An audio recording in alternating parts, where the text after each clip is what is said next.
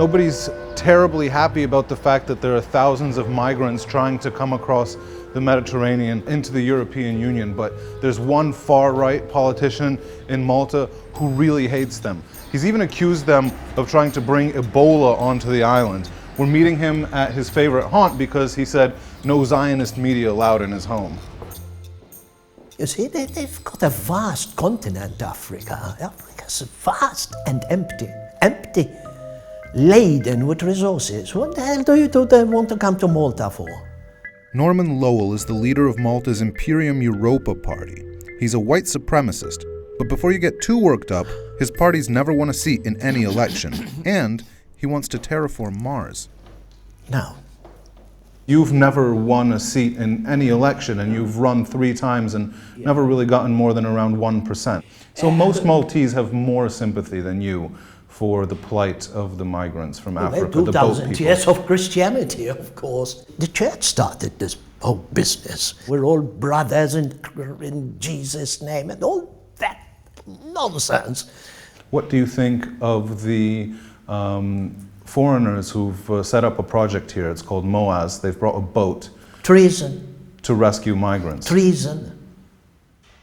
They're actually aiding and abetting the destruction of this island through a demographic catastrophe. They're not migrants, they're illegal immigrants. It's either us or them. What would a strong leader, in your view, do about the issue? What would you do about the issue? Well, stop them at 14 miles, of course. What does stop them mean? Well, stop them means you put a gunboat and block them physically from proceeding north. Send them back. If you're in a rubber dinghy and you're not rescued at sea, that's a death sentence. Well, you have to do that, isn't it? The problem is when they come here to a congested island and lower the standards to their standards, because these people lower standards. Would you call yourself a racist? A racialist.